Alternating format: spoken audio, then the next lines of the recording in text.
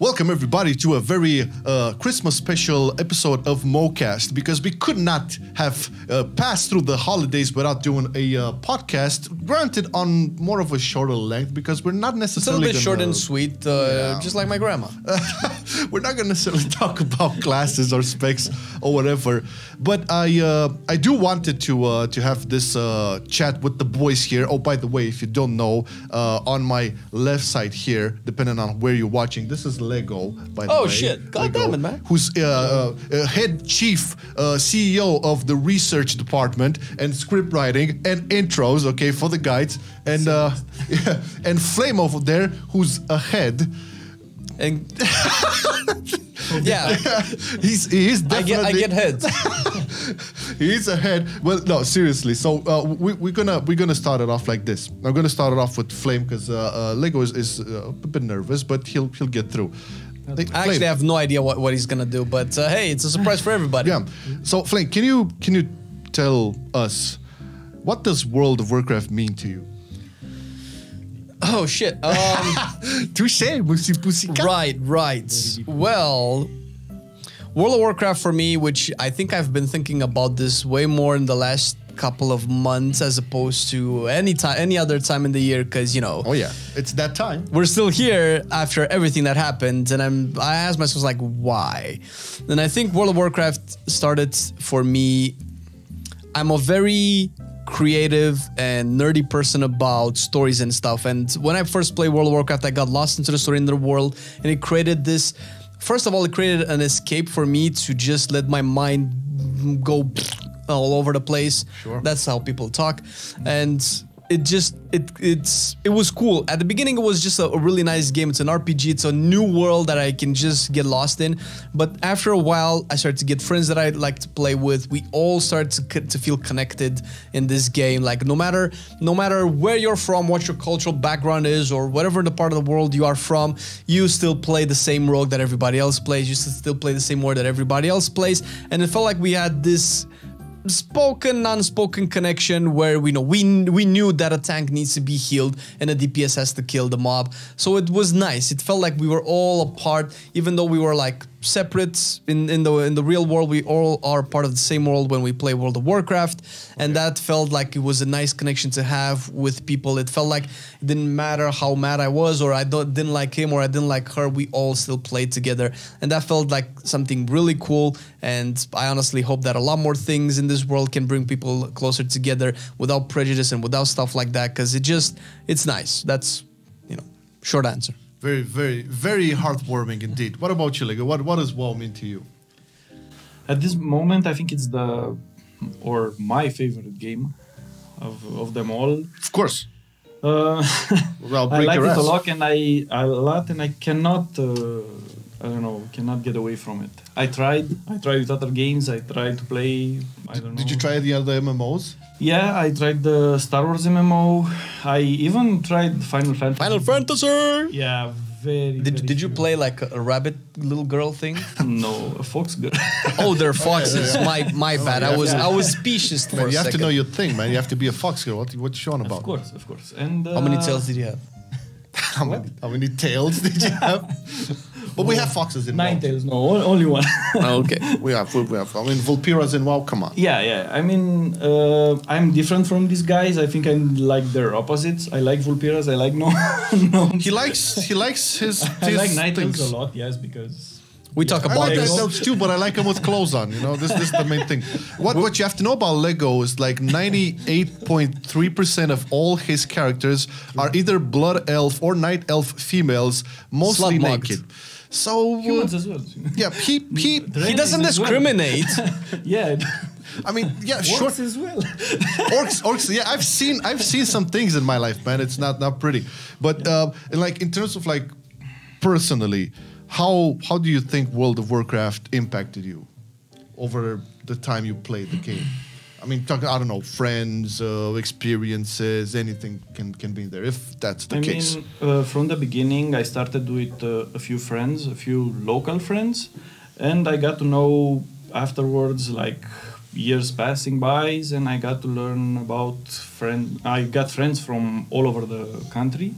in the I even world, visited them. And that's so cool. After that, when I joined the Mythic Guild and I started raiding more and more on a high level, yes, I met friends from absolutely all of the world. I couldn't visit them because Corona started and we couldn't go. We had the planned meeting in Austria.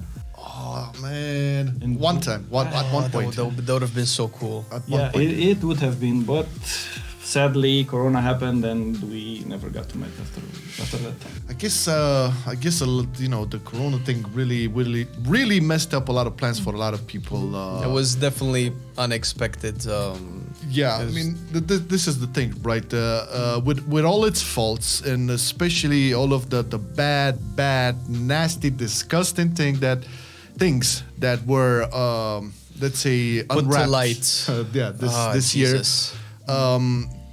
Still, World of Warcraft should be regarded as something that has been kind of molded by the community more than the disgusting, I would say, leadership boys, frat culture leaders or whatever. Is this where we find out what World of Warcraft means to you? I think I've said so previously. This is the place where I kind of made most of my meaningful relationships outside of my wife and things that happened before WoW. It's really at some point it's unreal that a game can actually deliver this space where you meet people with the same, I would say, passions, purposes, maybe even personality traits, and manage to connect.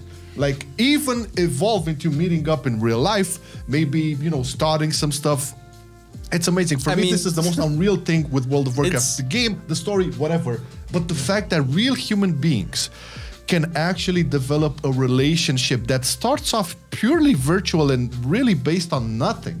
And the little things that we have in common kind of sets everything up. I mean, as cliche as it sounds, I found my girlfriend through World of Warcraft, and a lot of people did. And right? I always looked at people like getting married and having like co-husband-wife guilds, GMs and whatever. It's like, dude, that sounds like a little bit weird. But then it happens because it's more than just a game. That's why we've been saying in a lot of our talks. It's not just a game. It's a culture right now, and WoW did influence a lot of cultures. Like I'm trying very hard because I've been on the internet for pretty much all my life. I'm trying to think back of where this kick started. Did it start before WoW? Because I cannot remember kick ever being used as a meme. Kick, I don't know when it started. I remember back when I used to play back in the vanilla days when I think I was playing Alliance, and when the Horde typed LOL in chat, you would see kick as a translation, right? And it started to become a meme, and that's not just the only one. It's a lot more. So it started a lot of things, and this is probably why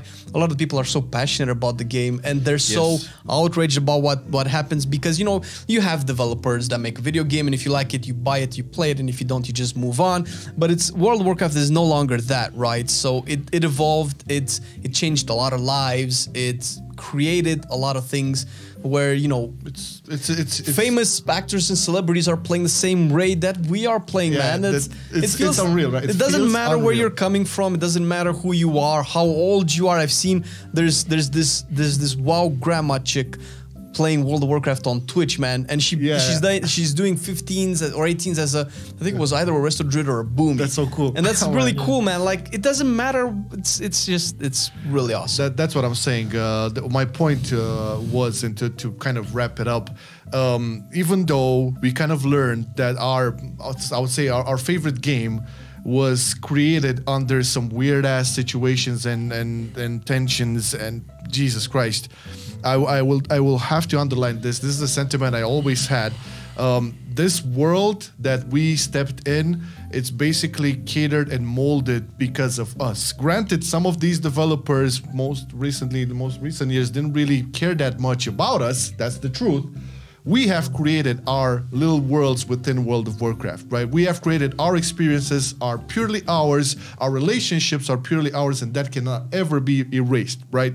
So, hoping that things do get better for the people that are behind, maintaining and creating World of Warcraft, again, with its bads and its goods.